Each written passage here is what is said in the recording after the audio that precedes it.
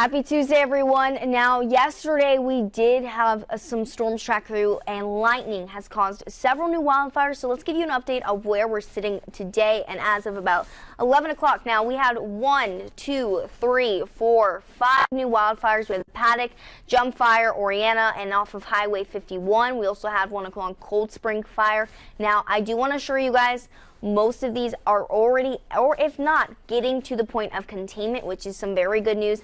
An area yesterday that did have to see an evacuation was near Bruno, but now this wildfire is not on this map because it has been contained. Now, as far as our evacuations go, as of today and this morning, we are sitting at none, which is some really good news because the wildfires are starting to be put out because we got some little bit of rain yesterday and because of our firefighters. So thank you to everyone. And also, if you want to see any updates about wildfires, and maybe a little bit closer to your neck of the woods, BLM Idaho Facebook, that is going to be the best place to go to. I'll continue to keep you updated. Have a wonderful and safe Tuesday.